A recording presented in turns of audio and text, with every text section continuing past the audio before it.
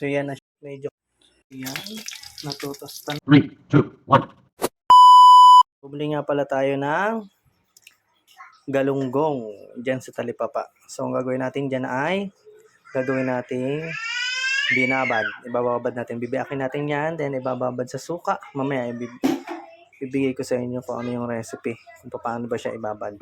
Yan. Tapos bibili natin ng konti sa araw and pang ulam na natin. Oh, yan.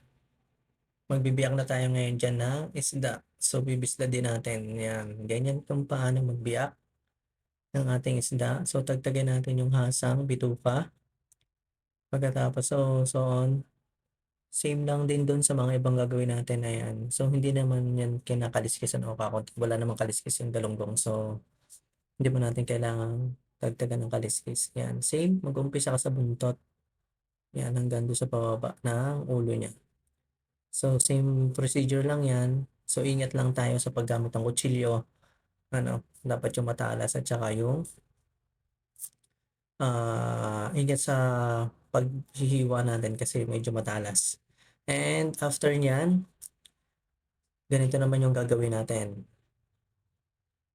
Yan, hugasan na natin yung biniyak nating isda.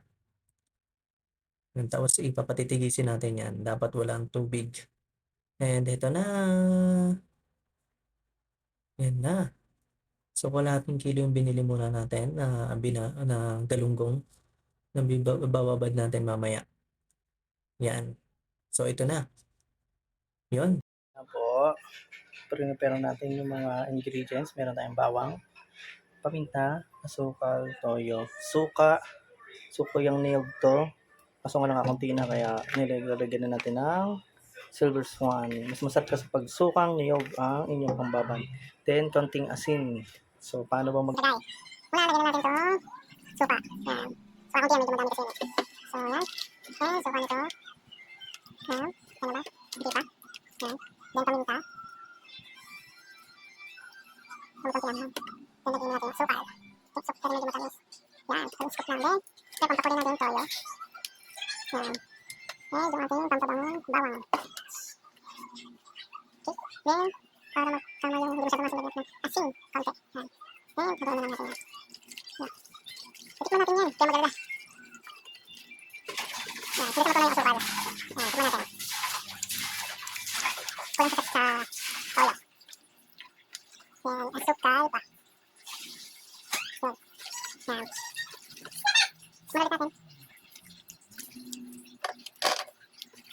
Okay na.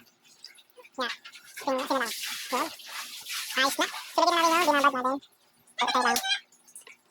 Yan. So, sandalin sa natin ayos. Yan. Yan. Okay. Yan. Yan. Make lang natin na lahat ng parang lahat mababad yung panas ng suka yung ating isda. Then, last one. Yan. So, yan. Yan. So, mamaya babad lang natin yan. Then, mamaya, iba nyo ulit. Pang ilalim nyo naman yung nasa ibabaw para lumasa yung babad natin. Then, yan. Mga oras natin, siguro mga 2 oras yung babad, 2 minutes ng oras. So, bago natin, ibibilad mamaya. Yan. So, abangan natin yan. Few moments later. Yan, after 24 hours, ibibilad natin. Ito lang yung natira, guys. Yan. Ito lang yung natira, 4 na sila. Hapon, hapon. Yan. Ibibilad natin. Ibibilad natin kung saan walang pusa. Yan ang kalaban natin. Meow! bilad natin din? So, yan. Yan na. Oh, may haring araw na. Ayan. After this, piperito na tayo ng ulam. Past 12 na nga pala, mag-aalauna na. So, ngayon lang kami nagutom. Kasi, ang bilis ng oras dahil walang kuryente. Yan, naka-flashlight tuloy yung ating naka-flash yung ating video.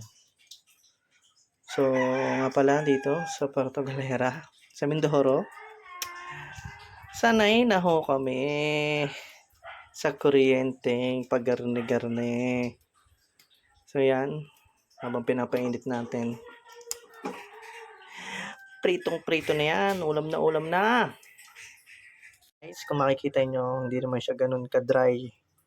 Kasi pag medyo tuyo, o masyadong binilad nyo sa araw, nakunat siya pag prinito nyo, kaya dapat ganyan lang. So, medyo tiniyo lang natin ng kaunti, pinaiga dun sa babad niya. Ayan.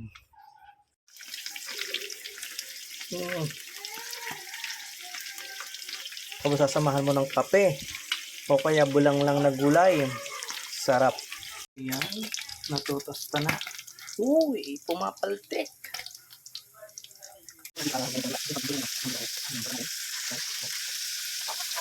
Kumakain na. Israisi mo.